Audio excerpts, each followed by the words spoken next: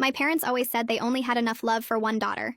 And they meant it literally so literally that my sister and I spent 15 years taking turns being their child, while the other one lived in the basement pretending she didn't exist. I need to explain how this worked because it sounds impossible until you understand. My sister Scarlett was born 11 months after me. Same dark hair, same green eyes, same small frame, we looked nearly identical. And my parents looked at two babies and decided the universe had made a mistake they needed to correct. So they created a system. On the first of every month, one of us became Sophie, their daughter, the one who went to school, slept in a bedroom, existed. The other one moved to the basement with a sleeping bag and disappeared. We shared one life, one medical file, one name. The outside world never knew there were two of us.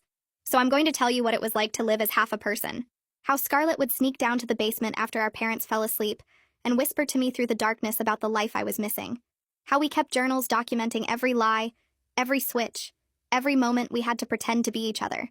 And what happened when I got sick during an off month and started vomiting blood, and my parents decided the easiest solution was to finally make their one-daughter fantasy permanent. Because when they pulled out that bottle of pills and gave us 7 days to decide which one of us deserved to live, Scarlett grabbed my hand and we started planning something they never saw coming. Scarlett's fingers wrapped around mine in the dark basement and her grip was so tight I could feel her pulse racing against my wrist. We sat there on the concrete floor with our backs against the cold wall, and I knew what she was thinking because I was thinking it too. We weren't going to choose. We weren't going to let them turn us against each other after 15 years of being forced to share one life. The bottle of pills sat upstairs in their bathroom cabinet, waiting for one of us to take them. But we had something they didn't know about. We had our journals. 15 years of documentation sat hidden in a gap behind the water heater. Every switch recorded, every lie we had to tell written down in our handwriting that proved two different people existed. For the first time since they gave us 7 days, I felt something other than fear. I felt angry. Scarlett leaned close and whispered that we needed to wait until they fell asleep, and then we'd figure out how to use everything we'd documented against them. The house went quiet around midnight. I heard Mother's bedroom door close, then Father's heavy footsteps in the hallway above us, then nothing but the hum of the old furnace. Scarlett crept to the basement stairs and listened for 5 full minutes before she came back and pulled out her phone. The light from the screen made her face look blue in the darkness. She grabbed the journals from behind the water heater, all 7 of them wrapped in plastic bags to keep them dry, and we spread them out on the floor between us. The flashlight app on her phone gave us just enough light to read by. I opened the oldest journal, the one from when we were 5 years old, and saw my handwriting next to Scarlett's, both of us trying to write the same name. Sophie. The name that belonged to both of us and neither of us. We started making a list of everything we could prove. At every time the school called home about Sophie's changing behavior. Every doctor's visit where the medical records wouldn't match up if anyone looked close enough. Every neighbor who might have noticed something strange about the girl next door who seemed like a different person every few weeks. Morning came too fast. Scarlett had to go upstairs and be Sophie again, and I had to stay down here getting sicker. But this time felt different because we had a plan forming. She took pictures of 3 journal pages with her phone before she left, hiding them in a folder she labeled as homework.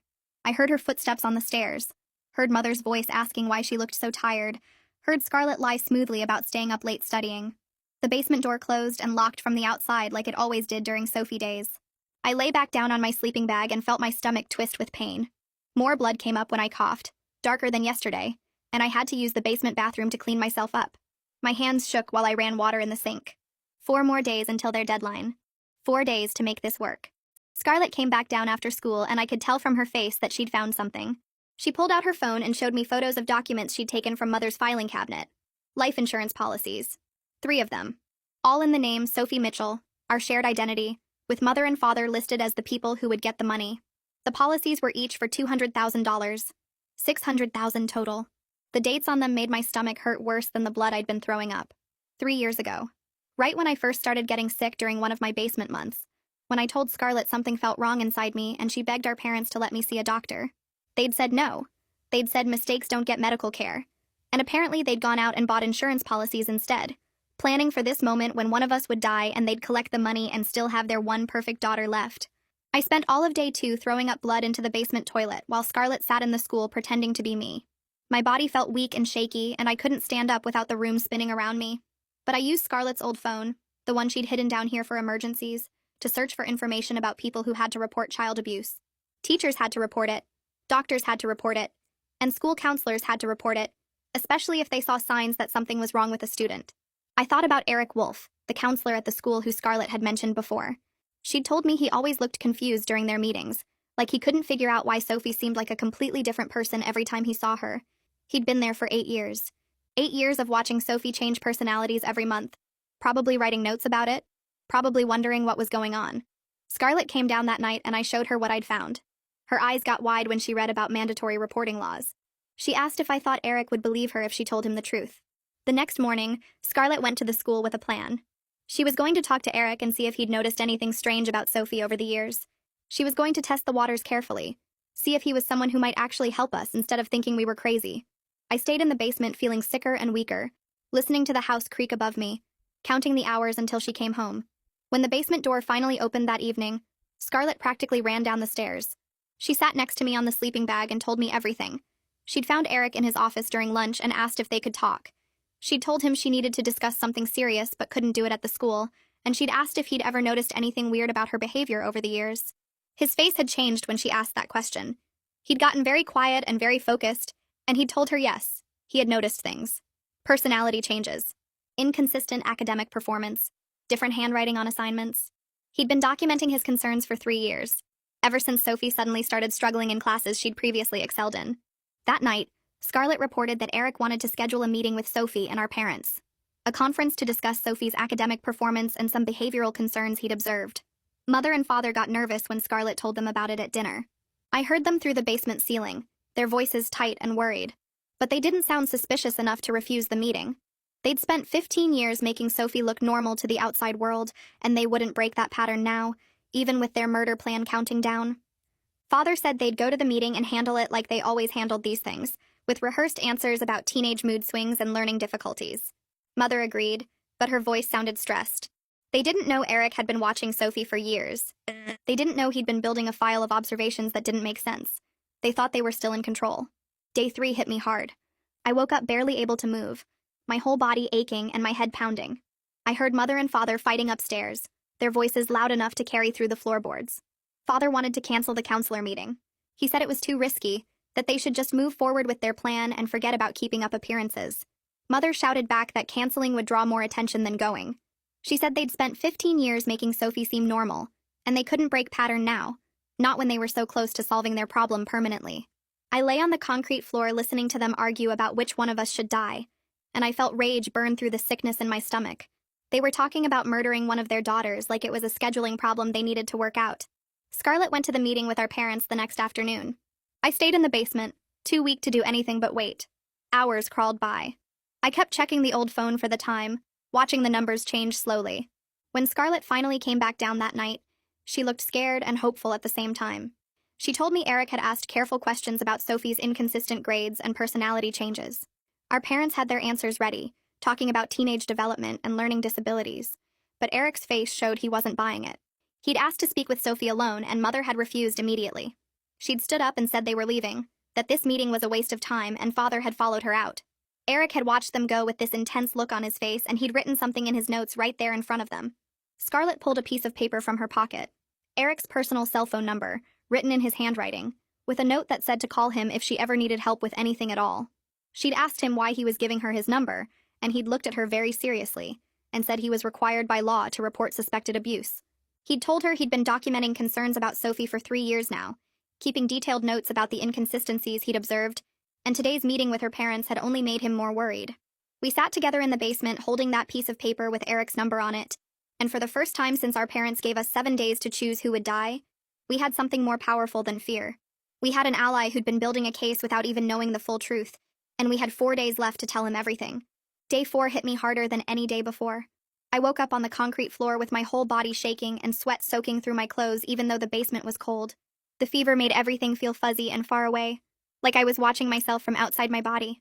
I threw up again, and this time there was more blood than anything else, dark red and thick, and I stared at it in the toilet feeling scared in a way I hadn't felt before.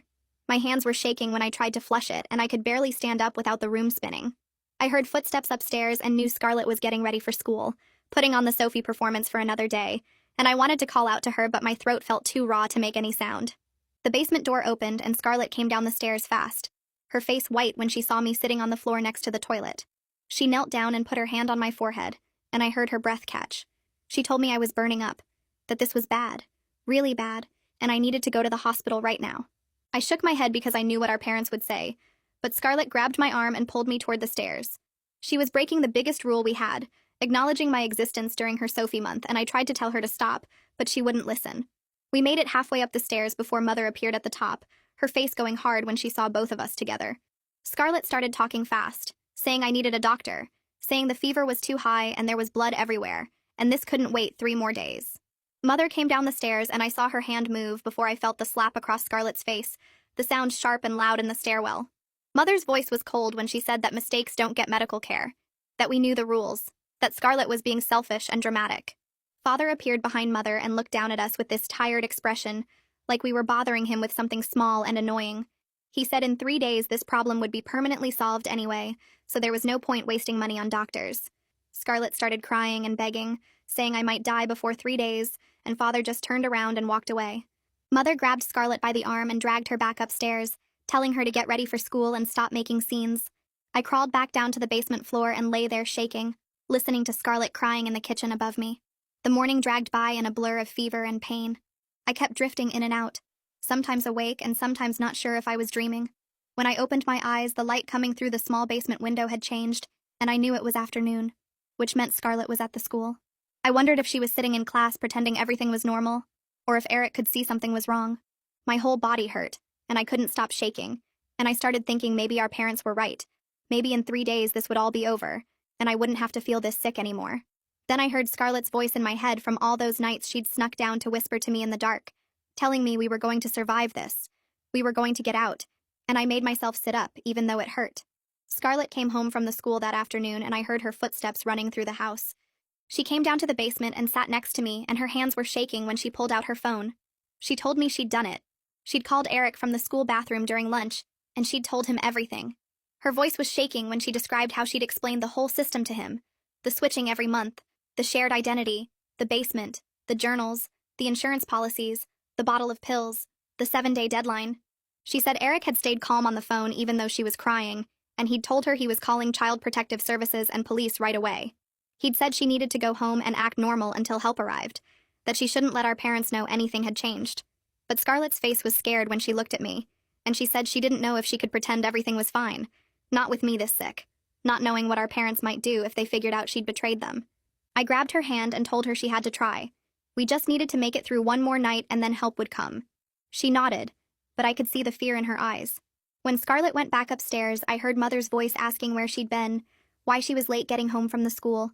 Scarlett said something about staying after to talk to a teacher about homework, and Mother's voice got sharp, asking which teacher, what homework. I heard Scarlett stumble over her words, and I knew Mother could hear the lie. Father's footsteps came into the kitchen, and everything went quiet for a minute. Then I heard Father tell Scarlett to give him her backpack. Scarlett said no, and there was a sound like something hitting the floor. Father's voice got loud, saying he asked for the backpack and he wanted it now.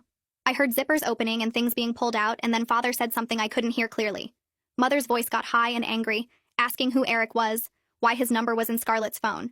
Scarlett tried to say he was just the school counselor, but Mother started screaming about ungrateful children ruining everything, about how they'd given us one simple choice and we couldn't even do that right. I heard Father's footsteps heading toward the basement door, and I scrambled backward across the concrete floor until I hit the wall. The door flew open and Father came down the stairs fast, his face red and angry. Scarlett came running after him, screaming for him to stop, to leave me alone, and she threw herself between Father and me. Father shoved Scarlett aside and she hit the wall hard, but she got back up and grabbed his arm. He was holding the bottle of pills in his hand, and his voice was shaking when he said we'd forced his hand. We couldn't just choose like he'd asked, so he'd choose for us. Scarlett tackled him, and they both went down on the concrete floor. She was screaming at me to run, and I tried to stand up, but my legs wouldn't work right. I heard the pills scatter across the floor and Father cursing and Scarlett crying. I made myself move, crawling toward the stairs first and then pulling myself up using the railing. Scarlett was still fighting with Father, trying to hold him back, and I stumbled up the stairs as fast as I could. Mother was at the top and tried to grab me, but I pushed past her into the kitchen. My hands were shaking, so bad I could barely hold the phone when I grabbed it off the wall. I dialed 911 and Mother tried to rip the phone away from me. We struggled and I held on tight, screaming our address into the receiver, saying my father was trying to kill my sister in the basement. The dispatcher's voice came through calm and steady, saying police were on the way, telling me to stay on the line. Mother was pulling at my hair and the phone cord, and I kept talking, saying please hurry, please send someone now. Scarlett appeared at the top of the basement stairs with blood running down her forehead from where she'd hit the wall. She looked at me and then at Mother, and we both moved at the same time toward the bathroom. We got inside and locked the door and pushed the cabinet in front of it. Our parents started pounding on the door and Father was yelling that we were making everything worse, that we should have just chosen. Scarlett and I sat on the bathroom floor with our backs against the cabinet, holding hands, listening to our parents scream outside. I kept the phone pressed to my ear, and the dispatcher kept talking to me, asking if we were safe, telling me help was coming. 8 minutes passed that felt like hours. Then we heard sirens outside, and the pounding on the bathroom door stopped. Our parents' voices changed completely, and we heard Mother talking to someone in this sweet, concerned voice, saying she didn't understand what was happening. Their daughter Sophie had been having mental health issues and hallucinations lately. Father was agreeing, saying they'd been so worried about her, asking if the officers could help them get her some psychiatric care. I heard another voice and recognized it as Eric, and he was saying he had documentation. He needed to speak with the officers privately. More voices filled the house and someone knocked on the bathroom door gently, saying we were safe now, asking us to come out. Scarlett and I looked at each other and slowly moved the cabinet away from the door. I unlocked the bathroom door and Scarlett and I stepped out together. 2 police officers stood in the hallway, along with a woman in business clothes who introduced herself as a social worker. She asked if we were hurt, and I told her about my stomach and the blood, and Scarlett showed her the cut on her forehead. The woman's face went tight when she looked at us standing there together, 2 girls who looked almost exactly the same, and she said she needed to talk to each of us separately. They took me to the kitchen and Scarlett to the living room, and for the next hour I answered questions about the switching system, while an officer wrote everything down. I described how we'd lived for 15 years, taking turns being Sophie, sharing one life between us. I told them about the basement and the sleeping bag, and how we'd documented everything in our journals. When I mentioned the journals, the officer's eyes got sharp, and he asked where they were. I said they were hidden in the basement wall behind a loose brick, and he radioed to another officer to search for them. The social worker asked about the pills, and I told her our parents had given us 7 days to choose which one of us would die. Her hand shook when she wrote that down. She asked if I needed medical attention, and I said yes. I'd been vomiting blood for weeks, and my parents wouldn't take me to a doctor because I didn't exist during my off months. She immediately called for an ambulance. In the living room, I could hear Scarlett telling her story to a different officer, and even through the wall, I could tell she was describing the same things I was. When they brought us back together, the social worker's face looked sick. She said our stories matched exactly, down to specific dates and details about individual switches. The officers had found our journals in the basement along with my sleeping bag and the evidence of my illness on the concrete floor. One officer came upstairs holding the journals carefully in gloved hands, and another officer brought up the bottle of pills our parents had given us. I heard Mother's voice from the front yard getting loud and defensive, telling the officers this was all a misunderstanding, that their daughter Sophie had been having mental health problems. Father was agreeing, saying they'd been trying to get me psychiatric help. But then Eric showed up with a thick folder of papers and told the officers he had documentation going back 3 years showing Sophie's inconsistent behavior and academic performance. He'd been tracking every strange change, every personality shift, every unexplained absence, and he'd noted all of it because something had felt wrong for years. The social worker looked through Eric's documentation, and then at our journals, and then at Scarlett and me standing together. She told the officers this was the most serious case of child abuse she'd seen in 20 years of social work. The ambulance arrived and paramedics loaded me onto a stretcher. Scarlett tried to come with me, but the social worker said she needed to go to the hospital too for her head injury, so they put her in a second ambulance. As they wheeled me out, I saw our parents in handcuffs being put into separate police cars. Mother was crying and saying this was all a mistake, but Father just stared at the ground. At the emergency room, a doctor named Violet examined me, and her face got more and more angry as she documented my condition. She said I had a bleeding ulcer, severe malnutrition and dehydration so bad I needed immediate IV fluids. She asked how long I'd been sick, and I told her weeks, maybe months. But my parents wouldn't get me help because officially I didn't exist. Violet's hands clenched into fists, and she said she was filing a mandatory abuse report, and then she admitted me to the hospital with security posted outside my room. Scarlett was brought to the same hospital for her head injury, and they put her in a room down the hall. The social worker came to interview us again separately to make sure the stories still matched, and when they did, she looked at us both with tears in her eyes. She said she believed us, and she was going to make sure we were safe. Over the next few hours, more people came to talk to us. A detective named Dorian, who specialized in child abuse cases, asked detailed questions about our parents' finances. I told him about the insurance policies Scarlett had found, and he got a warrant to search the house for financial records. Later that night, he came back and said he'd found not just the insurance policies, but evidence of fraud going back years. Our parents had been collecting benefits for one disabled child, while hiding the existence of the second, double-dipping on tax credits, and planning to collect a death benefit while keeping the survivor as Sophie. The charges against them kept growing. Child abuse, neglect, attempted murder, fraud, conspiracy. The detective said they were being held without bail because the judge considered them dangerous to us. That night, Scarlett was moved into my hospital room, and for the first time in 15 years, we slept in the same room legally. 2 beds, a window, no basement. I kept waking up to make sure she was really there, that this wasn't some dream I'd have to wake up from back in the basement. The hospital kept me for a week treating the ulcer and malnutrition. Scarlett stayed 2 even after her head healed because the social worker didn't have placement for us yet. We spent the days talking, really talking for the first time without having to whisper in the dark. We told each other stories about our separate months, filling in 15 years of gaps. I learned that during her March 3 years ago, she'd won a spelling bee, and she learned that during my October 2 years ago, I'd failed a math test because she'd been learning different material. We were 2 people who'd been forced to be one, and now we were learning who we actually were beyond the Sophie performance. Eric visited us and brought our journals. The police had copied them as evidence but released the originals back to us. He sat beside our beds and said he was sorry for not understanding sooner, for not seeing the pattern clearly enough to stop this years ago. Scarlett grabbed his hand and told him he saved our lives by documenting everything, and believing her when she finally told the truth. Eric started crying, and said he'd never seen anything like our case, that he'd been a counselor for 15 years, and he'd missed so many signs. I told him there was no way he could have known because our parents had designed the system to be invisible. He was the first adult who'd ever cried because of what happened to us, instead of what we cost them. On day 12 after our escape, the social worker Caroline found us a placement. She looked exhausted when she came to tell us, like she'd been fighting hard to find something good. She said a family 2 towns over named the Richardsons wanted to take us together. Max and his wife Elodie had fostered siblings before, and they understood that separating us would be another trauma. Caroline said our case was extraordinary even for her, and she'd seen terrible things in 20 years of social work. We moved into the Richardson home that afternoon.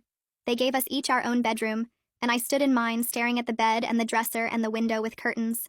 Scarlett came to my doorway, and we looked at each other, both of us holding our small bags of hospital clothes and donated items.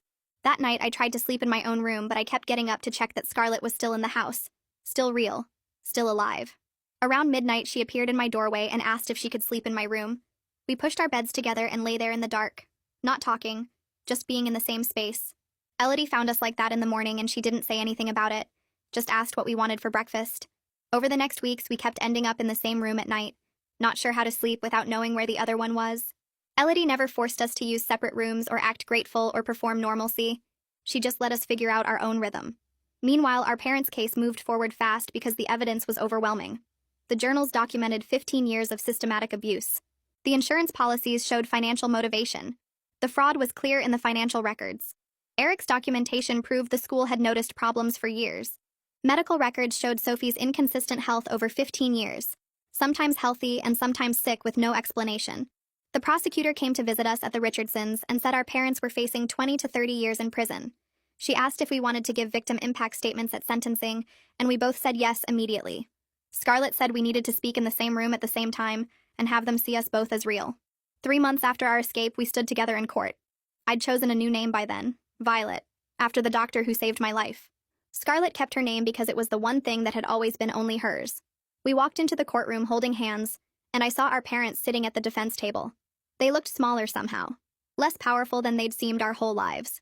The judge asked us to speak, and we took turns telling our story. I described what it was like to live as half a person, to spend every other month in a basement pretending I didn't exist. Scarlett described the fear of switching, of having to become someone else, of carrying 2 lives in one body. We talked about the journals and the midnight briefings where we taught each other how to be Sophie. We described the moment our parents gave us the pills and the 7-day deadline. Our parents stared at the floor the whole time, never looking up at us. When the judge sentenced them to 25 years each, Scarlett squeezed my hand so hard it hurt. We stood up together and walked out of the courtroom into the sunlight, 2 separate girls who finally got to exist at the same time.